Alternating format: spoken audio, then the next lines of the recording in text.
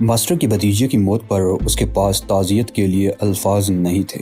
تم نے نوگان سے مقابلے میں انتہائی اناڑی پن کا مظاہرہ کیا تھا اور میں سناجو کے لوگوں کے سامنے شرم سے پانی پانی ہوا جا رہا تھا۔ واپسی کے سفر کے دوران اوشان نے پہلی مرتبہ اس موضوع پر زبان کھولی۔ وہ خود کو انتہائی ہلکا پھلکا محسوس کر رہا تھا۔ اس نے مقابلے کے بعد اس وقت تک نوگان کے سینے سے نظریں نہیں ہٹائی تھی جب تک سینے کا زیرو بم ختم نہیں ہو گیا تھا اور چراغ گل نہ ہو گیا تھا۔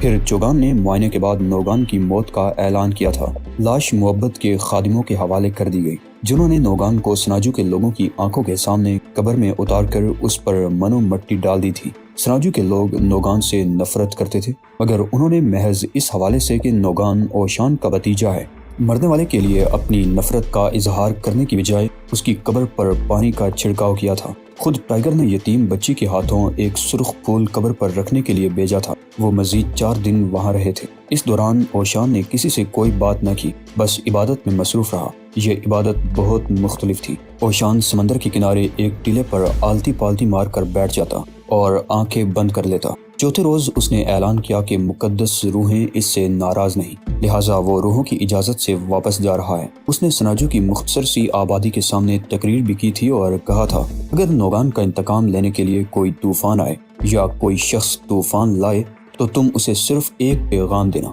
وہ یہ کہ وہ سمندروں کی مخلوق سے تو بچ سکتا ہے لیکن ماسٹر کے بیٹے اور ماسٹر سے نہیں۔ اسے کہنا کہ یاد کرو وہ دن جب وہ بزدلوں کی طرح کشتی سے کودا تھا تاکہ ماسٹر کے بیٹے سے بچ سکے، اور اس سے کہنا کہ تم نے ماسٹر کو سلام کہلوایا تھا۔ ماسٹر نے وہ سلام قبول کر لیا، لیکن اگر اس نے سناجو کو نقصان پہنچانے کی کوشش کی تو وہ دنیا کے کسی بھی خطے میں کسی بھی شارک کے پیٹ میں نہیں بچ سکے گا۔ لوگ اگرچہ کچھ نہیں سمجھ سکے لیکن انہوں نے اسبات میں گردنیں ہلا دی تھی اور چوگان نے فیصلہ کیا تھا کہ وہ ماسٹر کی یہ تقریر پتھر پر کندہ کرا کے ساحلوں پر لگوا دے گا۔ اب اوشان ٹائیگر اور نوگان کے مقابلے کا پہلی مرتبہ نہ صرف ذکر کر رہا تھا بلکہ ٹائیگر کی خامیاں بھی بیان کر رہا تھا۔ میں سناجو کے لوگوں کے سامنے شرم سے پانی پانی ہو گیا۔ اس نے تیسری مرتبہ کہا، ان لوگوں نے کیا سوچا ہوگا؟ ماسٹر کا شاگرد اتنا اناڑی ہے کہ مقابلہ اتنا طویل ہو گیا۔ سناجو کے لوگ بہت خوش تھے لٹل فادر، اور اگر آپ کو اس کا علم نہیں تو میں کیا کر سکتا ہوں؟ ٹائیگر نے جمائی لیتے ہوئے جواب دیا، میں جانتا ہوں کہ وہ مسرت سے بے قابو ہو رہے تھے۔ وہ صرف تمہارا دل رکھنے کے لیے خوشی کا اظہار کر رہے تھے۔ سارا کام مجھے کرنا پڑا۔ اس کے پاس بیٹھا رہا تاکہ آپ کی موجودگی کے خوف سے اس کے دل کی دھڑکنیں بند ہو جائیں۔ تم کبھی کبھار سمجھ کی بات کرتے ہو اور اتنے عرصے کے بعد آج پہلی مرتبہ تم نے حالات کا صحیح تجزیہ کیا ہے۔ اوشان نے دونوں ہاتھ قبا کے نیچے باندھ کر جواب دیا، لٹل فادر، آپ کی روانگی کے وقت الاؤ کیوں جلایا گیا تھا؟ ٹائیگر نے پوچھا۔ اوہ، الاؤ؟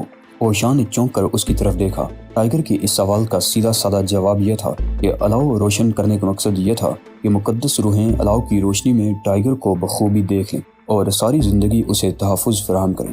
الاؤ کا اس مقصد کے لیے روشن کیا جانا اس امر کو تسلیم کرنا تھا کہ ٹائیگر بھی ماسٹر بن چکا ہے، اور جس طرح آگ کو کوئی نہیں پکڑ سکتا اس طرح سناجو کا کوئی بھی شخص ٹائیگر کو پکڑ کر دھوکے سے ہلاک کرنے کی کوشش نہیں کرے گا۔ بس یوں ہی۔ وہاں سردی تھی اس لیے لوگوں نے الاؤ روشن کر لیا تھا۔ اس کے بعد اوشان نے کوئی بات نہ کی اور وہ اپنے کیبن میں بند ہو گیا، جبکہ ٹائیگر واٹس ایڈمرل کے پاس چلا گیا۔ وہ بہت مطمئن تھا لیکن دل میں صرف ایک خواہش تھی، ڈچ مین کہاں ہے اور کیا کر رہا ہے؟ اسے علم تھا کہ اسے مستقبل قریب میں ان دونوں سوالوں کا کوئی جواب نہیں ملے گا۔ اس نے پہلے گوشت کھانا بند کیا اور پھر مچھلی تک کو ہاتھ لگانے سے انکار کر دیا۔ وہ اس نتیجے پر پہنچا تھا کہ کسی بھی جاندار کو ہلاک کرنا ظلم اور ناانصافی ہے۔ اس نے ان کمپنیوں کی اشیاء کا بھی بائیکاٹ کر دیا جو سامان جنگ بھی تیار کرتی تھی۔ وہ امن مارچوں میں حصہ لینے لگا تھا اور اخوت کے گیت اسے حفظ ہو گئے۔ اس کی ہمیشہ یہ کوشش رہی کہ کوئی چیونٹی بھی اس کے پیروں تلے نہ آ جائے، حتیٰ کہ ایک دن اس نے اس مچھر کو بھی مارنے سے انکار کر دیا جو اس کے ننگے بازو پر بیٹھ کر اس کا خون چوس رہا تھا۔ تم جانتی ہو کہ بازو پر بیٹھے ہوئے مچھر کو ہاتھ مار کر ہلاک کر دینا انسانوں کا ایک فطری رد عمل ہے، لیکن میرے نزدیک یہ بھی ظلم ہے۔ آخر مچھر کو بھی تو زندہ رہنے کا حق ہے۔ نوبرٹ، اس کی بیوی جھنجھلا کر بولی، سلیکون وادی میں صرف ہم ہی اتنا پرہیز کرتے ہیں۔ آخر تم یہ کیوں نہیں کہتے کہ تم کاہل الوجود ہو؟ اگر تم کمپیوٹر کمپنی میں ملازمت کر لو تو سالانہ $60,000 کما سکتے ہو۔ نوبرٹ چند لمحوں تک بڑے پیار سے اس مچھر کو دیکھتا رہا جو اس کا خون چوس رہا تھا۔ اسے مچھر بہت اچھا لگ رہا تھا۔ اس کی ٹانگیں بہت نازک تھیں۔ نوبرٹ سوچ رہا تھا کہ شاید اسے دنیا میں اس لیے بھیجا گیا تھا کہ وہ مچھروں کو غذا فراہم کرتا رہے۔ اسے یقین تھا کہ مچھروں کو پیدا کرنے میں بھی قدرت کی کوئی مصلحت ہے۔ آخر انسان ہی تو سب کچھ نہیں، صرف انسان ہی کو زندہ رہنے کا حق نہیں، دوسروں کو بھی زندہ رہنے کا حق ہے۔ اسے مچھروں، چھپکلیوں اور سانپوں پر ترس آتا تھا، اور اس کے نزدیک ان کی بے بسی کی وجہ صرف یہ تھی کہ ان کے پاس سیاسی اقتدار نہیں تھا۔ اگر کوئی مچھروں کو منظم کر کے انہیں ان کے حقوق دلوانے کے لیے متحرک کر سکے تو پھر کوئی بھی مچھر کو مارنے کے لیے ہاتھ نہیں اٹھا سکتا۔ نوبرٹ، اس کی بیوی کھڑی ہو گئی۔ بس بہت ہو گئی، میں تمہارے ساتھ مزید 1 گھنٹہ بھی نہیں رہ سکتی۔ لوگ میرے سامنے گوشت کھاتے ہیں اور میں انہیں تکتی رہتی ہوں۔ مجھے گوشت چاہیے نوبرٹ، سرخ گوشت، جانوروں کا گوشت، ہم برگر، کیچپ کے ساتھ۔ میں جا رہی ہوں نوبرٹ۔ تب پھر مجھے لنچ کون بنا کر دے گا؟ کسی مچھر سے کہو، وہ اپنے لنچ میں سے تمہیں بھی حصہ دے دے گا۔ وہ جل کر بولی۔ اس کے لیے مچھر سے نہیں، اس کی مادہ سے کہنا پڑے گا۔ نوبرٹ نے سر ہلا کر جواب دیا۔ صرف مادہ مچھر ہی خون چوسنے کے لیے بازو پر بیٹھتی ہے۔ بہرحال میں جا رہی ہوں۔ میں نے بہت مصائب برداشت کیے ہیں تمہارے کھانے کے لیے، جڑوں اور پودوں کی خریداری کے لیے ماری پھری ہوں، مکان کے مالک سے لڑتی رہی ہوں، صرف اس امید پر کہ تم کسی نہ کسی روز کمپیوٹر کمپنی میں واپس جا کر کمانے لگو گے۔ لیکن اب مجھ سے مزید برداشت نہیں ہوتا۔ میں جا رہی ہوں۔ کیا ریفریجریٹر میں سلاد وغیرہ ہے؟ نہیں، کچھ بھی نہیں۔ اس کا مطلب یہ ہے کہ آج دوپہر مجھے بھوکا ہی رہنا ہوگا؟ نوبرٹ نے بڑی مایوسی سے کہا۔ ہاں، تم ان ایشیائی اور افریقی باشندوں کی طرح بھوکے رہو گے جو قحط کا شکار ہیں۔ تم انہی کے لیے آزادی کے گیت گاتے ہو، اب خود اپنے لیے بھی گانا۔ سنو، میں کمپیوٹر کمپنی میں ضرور واپس چلا جاتا، لیکن مسئلہ یہ ہے کہ وہاں فوجی استعمال کا سامان بنتا ہے، وہاں دولت اور نوٹ بنتے ہیں نوبرٹ۔ اس کی بیوی دانت پیس کر بولی۔ شاید کیلیفورنیا میں ہم ہی واحد PhD فیملی ہیں جس کا گزارا گٹیا جڑوں اور سبزیوں پر ہوتا ہے۔ مجھے افسوس ہے کہ تم نے اپنے اور میرے لیے کچھ بھی نہیں کیا۔ میں بتا چکا ہوں کہ میری تمام کوششیں یہ ہیں کہ میں کی بنیاد تک پہنچ سکوں۔ تمہاری بنیاد محض منافقت ہے نوبرٹ۔ نہیں، میں نے خود کو ایک ایسی کائنات کی تشکیل کے لیے وقف کر دیا ہے جو ہر لحاظ سے مکمل ہو اور جس میں بھی شامل ہوں۔ نوبرٹ نے جواب دیا۔ ایسے معاشرے کے لیے میری جدوجہد جاری رہے گی، خواہ میرا جسم پنجر میں بدل جائے یا گولیوں سے چھلنی کر دیا جائے۔ میں یہ بکواس پہلے بھی سن چکی ہوں، بیوی نے جواب دیا، اور یوں وہ چلی گئی۔ نوبرٹ سوچنے لگا کہ اگر اس کی شریک حیات ہی اسے دشمن زندگی گزارنے پر مجبور کرنا چاہتی تھی تو پھر اچھا ہی ہوا کہ اس سے چھٹکارا مل گیا۔ اس وقت 11:55 ہوئے تھے۔ ٹھیک دوپہر کے وقت بھوک نے اس کے معدے کو کسی ہشت پا کی طرح جکڑ دیا۔ لنچ کے لیے میز پر کچھ بھی نہیں تھا۔ 12:05 پر اس نے عہد کیا کہ وہ آئندہ کبھی اتنی بے بسی کی زندگی نہیں گزارے گا۔ وہ لفٹ لے کر سلیکون سٹی کے کلب میں پہنچا۔ یہ کیلیفورنیا کا وہ علاقہ تھا جہاں کمپیوٹر کے بے شمار ادارے ہیں۔ اسے پسینہ آ رہا تھا۔ وہ پسینہ پہنچتا ہوا ریسیپشن پر پہنچا جو مرکزی استقبالیہ سے زیادہ آرٹ گیلری لگ رہا تھا۔ اس وقت 12:25 ہو رہے تھے۔ مجھے کام چاہیے، اس نے کہا۔ کوئی بھی کام، کسی بھی شعبے میں مجھے کام چاہیے۔ آپ کی تعلیم PhD Stanford advance philosophy of computer science. اسے ملازمت مل گئی۔ یہ غیر معمولی بات نہ تھی کہ کسی بھی آنے والے قابل آدمی کو ملازمت مل جائے۔ کمپنی اس کی نااہلی کو بھی برداشت کر سکتی تھی، اس توقع پر کہ اگر اس نااہل آدمی نے اپنی تعلیم کی بنا پر زندگی بھر کی ملازمت میں کوئی ایک نادر تصور بھی پیش کر دیا تو لیبارٹری کو انتہائی غیر معمولی فائدہ ہوگا۔ نوبرٹ نے 1:07 پر کام شروع کیا۔ وہ 1 گھنٹے سے بھوکا تھا۔ اس جنونی کے دماغ پر صرف بھوک سوار تھی۔ وہ دنیا بھر سے انتقام لینا چاہتا تھا تاکہ آئندہ کبھی بھوکا نہ رہے۔ اسے علم تھا کہ کھانا کھانے کے لیے رقم کی ضرورت ہے اور رقم منافع سے حاصل ہوتی ہے۔ ریسرچ سائنٹسٹ کی حیثیت سے اسے لیبارٹری میں بہت زیادہ آزادی حاصل تھی۔ اس نے ایک پروگرام پر کام شروع کر دیا، لیکن اس نے جو پروگرام شروع کیا اس نے خود اپنی تشریح کرنی بھی شروع کر دی۔ وہ جس کمپیوٹر کو استعمال کر رہا تھا وہ جدید ترین تھا اور اس میں فیڈ کیے جانے والے پروگرام از خود واضح شکل اختیار کر لیتے تھے۔ نوبرٹ کی مدد کے بغیر اس کے پروگرام نے یہ تعین کر دیا کہ اگرچہ بے شمار کاروبار منافع بخش ہیں، لیکن در حقیقت منافع خود کسی پروڈکٹ کا بائی پروڈکٹ ہوتا ہے۔ کاروبار کا مقصد اشیاء کی تیاری ہوتا ہے اور منافع کا مقصد کاروبار جاری رکھنا۔ کچھ دیر بعد اسے بینکوں، مالیاتی اداروں اور دیگر تنظیموں سے سوالات ملنے لگے۔ اس نے کوشش کی اس کا کمپیوٹر ان کے جواب نہ دے کیونکہ اس طرح کمپنی کا وقت اور سرمایہ ضائع ہوتا، لیکن کمپیوٹر نے اس کی بات نہ مانی۔ 3:45 بج چکے تھے۔ وہ نہ صرف بھوکا تھا بلکہ اسے خطرہ تھا کہ دوسرے اداروں کو مفت اطلاعات فراہم کرنے پر اسے نوکری سے بھی جواب مل جائے گا۔ اس نے گھبرا کر پورے پروگرام کو مٹانے کی کوشش کی لیکن ناکام رہا۔ وہ کمپیوٹر کو ناکارہ بنانے پر غور کرنے لگا۔ اسی لمحے فون کی گھنٹی بجی۔ کال نوبرٹ کے لیے لندن سے آئی تھی جہاں اس کا کوئی شناسہ نہیں تھا۔ کیا واقعی میرے لیے کال آئی ہے؟ یس، آپ ہی نوبرٹ پیسویل ہیں؟ آپریٹر نے جواب دیا، پرسن ٹو پرسن، ٹھیک ہے ملا دو، اس نے سر جھٹک کر کہا۔ ہیلو نوبرٹ، دوسری طرف سے کسی نے کہا، مجھے کام کرنے دو اور یہ سلسلہ بند کرو۔ کیسا سلسلہ؟ تم کون ہو؟ میں لندن میں کسی سے واقف نہیں۔ نوبرٹ نے یہ کہتے ہوئے کمپیوٹر کی طرف دیکھا۔ ہر ایک سیکنڈ کے بعد کمپنی کے خسارے میں اضافہ ہو رہا تھا۔ تم کسی مقصد کے بغیر آپریٹ کر رہے ہو نوبرٹ، ایسا کیوں کر رہے ہو؟ آواز پرسکون تھی۔ تم کون ہو؟ وعدہ کرو کہ اگر میں نے تمہیں بتا دیا کہ تم کوئی غیر معقول اقدام نہیں کرو گے۔ میں جانتا ہوں کہ گھبراہٹ اور بوکھلاہٹ کے عالم میں لوگ انتہائی غیر معقول کام کر بیٹھتے ہیں۔ مجھے تمہاری آواز ہی سے اندازہ ہے کہ تم بہت گھبرائے ہوئے ہو۔ تم کون ہو؟ سنو نوبرٹ، تم جو چاہتے ہو وہ تمہیں مل سکتا ہے، لیکن تمہیں میری بات سننی ہوگی۔ کیا تم بیٹھ گئے ہو؟ پتہ نہیں۔ یہی تمہاری بوکھلاہٹ گھبراہٹ کا ثبوت ہے۔ میں تمہیں اس گھبراہٹ سے نجات دلا سکتا ہوں۔ تم پرسکون ہونا چاہتے ہو؟ ہاں ہاں، نوبرٹ چلا اٹھا۔ کمپیوٹر پر جو پروگرام چل رہا تھا وہ اسے تباہ کر دینے والا تھا۔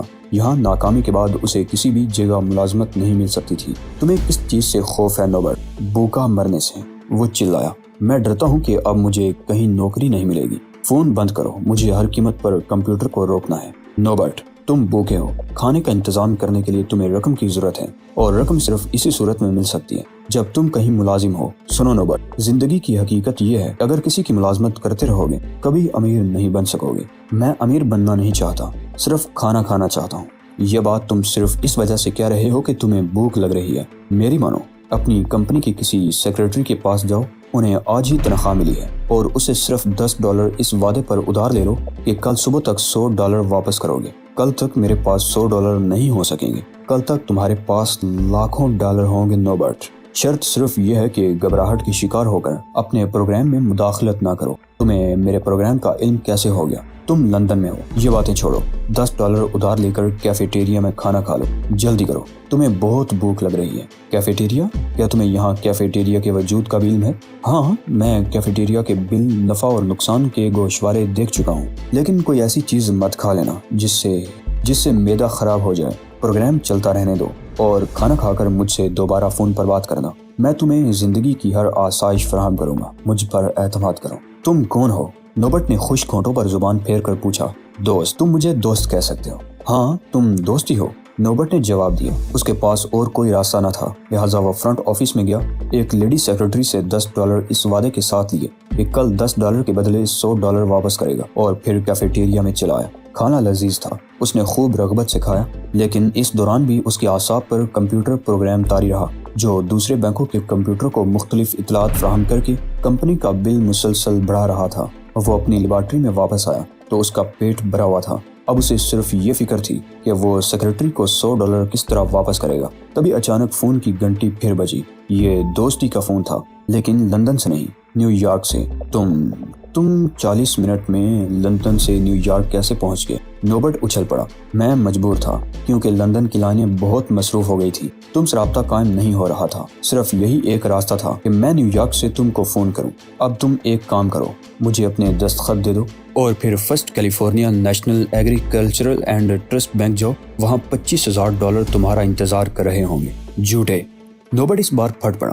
دھوکے باز، تم نہ تو نیو یارک میں ہو اور نہ ہی لندن میں تھے، تم محض دروغ ہو۔ ٹھیک ہے، اگر میں تمہیں نیو یارک والا ٹیلی فون نمبر دے دوں تب تو تمہیں مجھ پر یقین آ جائے گا۔ نہیں، تب پھر تم ہی بتاؤ کہ میں اپنا خلوص اور اپنی سچائی ثابت کرنے کے لیے کیا کروں۔ اس پروگرام کو روک دو جو میری زندگی برباد کر ڈالے گا۔ یہ پروگرام اب تمہارا پرابلم نہیں، دوست نے جواب دیا، یہ تو تمہارے سارے مسائل کا حل بن گیا ہے۔ اپنے دستخط دے دو۔ نیچے ایک ایسا ٹیلی فون ہے جس میں پرنٹر ہک اپ بھی منسلک ہے، وہاں اپنے دستخط کر دو اور پھر بینک چلے جاؤ۔ $25,000 تمہیں مل جائیں گے۔ اب تو میں جیل ہی جاؤں گا۔ لوگ صرف ہزاروں ڈالر چوری کرنے کے الزام میں جیل جاتے ہیں۔ دوست کا لہجہ اب بھی نرم تھا، لیکن تم تو لاکھوں ڈالر حاصل کرو گے۔ اگر تم پکڑے بھی گئے تب بھی جیل نہیں بھیجے جاؤ گے، تمہیں مذاکرات کی میز پر مدعو کیا جائے گا۔ میں اس جھنجٹ میں نہیں پڑنا چاہتا۔ تب پھر میں تمہاری کمپنی کے مالک کو بتاؤں کہ تم نے کمپیوٹر پر ایک احمقانہ پروگرام فیڈ کر کے اس کا کتنا سرمایہ ضائع کیا ہے؟ نہیں، تم ایسا نہیں کرو گے۔ تم خود کو میرا دوست کہہ چکے ہو۔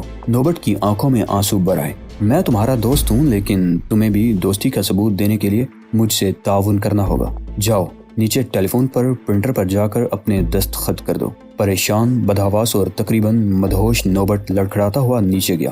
سنو، اس نے ایک ایگزیکیوٹیو سے کہا، کیا یہاں ٹیلی فون پرنٹر ہے؟ کیا؟ ایگزیکیوٹو نے چونک کر اسے دیکھا۔ تمہیں یہ کیسے معلوم ہو گیا؟ یہ ہمارا SL-15 سیکرٹ ہے، پتہ نہیں کیا چکر ہے۔ نوبٹ گھبرا کر بولا، مجھے یہ ہدایت ملی ہے کہ میں یہاں پہنچ کر کچھ کروں۔ اوہ، تب پھر تم انتہائی بااثر آدمی ہو۔ ٹیلی فون پرنٹر کا راز صرف 2 افراد کو معلوم ہے، ایک میں ہوں اور دوسرے سے میری ملاقات کبھی نہیں ہوئی۔ تم سے مل کر مجھے مسرت ہوئی ہے۔ شکریہ، نوبٹ احمقانہ انداز میں بولا۔ ایگزیکیوٹو کی ڈیسک پر ایک چوکور ڈبہ رکھا ہوا تھا جس کی جسامت طے کی ہوئی قمیص سے زیادہ نہ تھی اور اس کے اوپر ریسیور رکھا ہوا تھا۔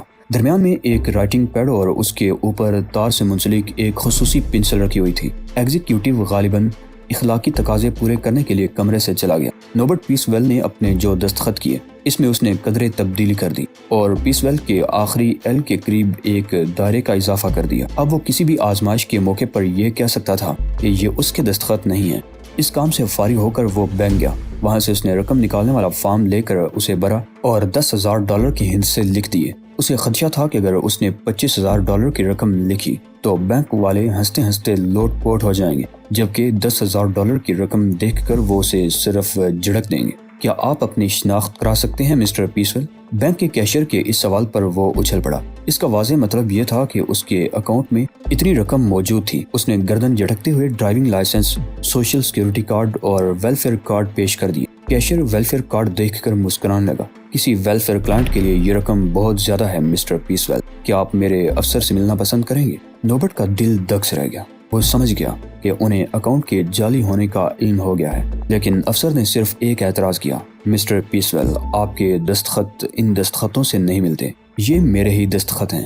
اس بار نوبٹ کو اعتماد اور حوصلہ ملا تھا۔ میرے کارڈ دیکھ لیں۔ جی ہاں، لیکن آخری ایل کے گرد جو دائرہ ہے وہ کسی کارڈ میں نہیں۔ افسر کے پاس وہی دستخط تھے جو نوبٹ نے ٹیلی فون پرنٹر پر کیے تھے، لہٰذا نوبٹ نے آخری ایل کے گرد دائرہ بنا کر فارم واپس کیا اور اس کو $10,000 مل گئے۔ اس نے سب سے پہلے سیکرٹری کو $100 واپس کیے اور پھر لیبارٹری میں آ گیا۔ اسے دوست کے فون کا انتظار تھا۔ ٹھیک 5:05 پر گھنٹی بجی۔ یہ طویل فاصلے کی کال نہ تھی۔ دوست قریب ہی سان فرانسسکو میں موجود تھا۔ نوبٹ، اب تمہیں جلدی کرنی ہوگی۔ مینوفیکچرنگ میں چپ موجود ہوگا، وہاں سے لے کر یہ جگہ چھوڑ دو۔ سلیکون وادی سے کوئی بھی کمپیوٹر چپ نہیں لے جا سکتا۔ کیا تمہیں میرے کہنے پر اعتماد نہیں؟ لیکن اگر میں نے ایسا کیا تو مجھے پھر کبھی ملازمت نہیں ملے گی۔ تمہیں ملازمت کرنے کی کبھی ضرورت محسوس نہیں ہوگی دوست۔ میں تمہیں رئیس بنا دوں گا، کروڑ پتی۔ لیکن اس کے لیے تم نے میرا ہی انتخاب کیوں کیا ہے؟ کیا تمہیں علم ہے کہ میں کون ہوں؟ نہیں، نوبٹ۔ اسپاٹ آواز میں اب بھی کوئی جذبہ نہ تھا۔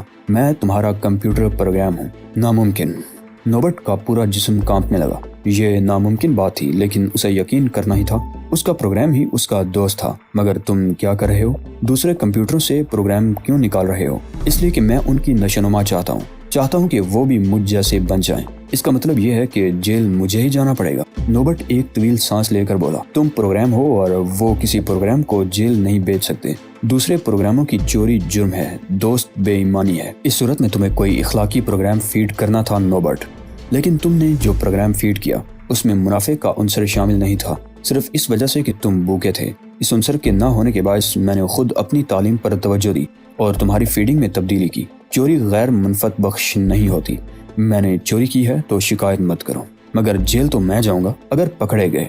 اسپاٹ آواز سنائی دی، یا پھر اگر غلط چیز چوری کی تو جیل جاؤ گے، لیکن میں وعدہ کرتا ہوں کہ تمہیں کوئی نقصان نہیں ہوگا۔ میں تمہاری ہر ضرورت پوری کروں گا۔ ٹھیک ہے۔ نوبٹ کو رضامند ہونا ہی پڑا۔ وہ نیچے ہال میں گیا جہاں ایک کلرک نے لفافہ اس کے حوالے کیا۔ اس بار نوبٹ کو علم تھا کہ لفافے میں اس کا دوست بند ہے۔ وہ اس لفافے کو کسی کوڑے گھر میں ڈال کر یہ سارا معاملہ ختم کر سکتا تھا۔ لفافے میں لاکھوں مسروقہ اطلاعات موجود تھی، لیکن وہ جانتا تھا کہ اس پروگرام نے اس کے لیے صرف چند گھنٹوں میں جو کچھ کیا ہے وہ اس کے والدین برسوں میں نہیں کر سکے۔ میرا دوست، نوبٹ نے لفافے پر بڑے پیار سے ہاتھ پھیرا، اب مجھے کبھی بھوکا رہنا نہیں پڑے گا۔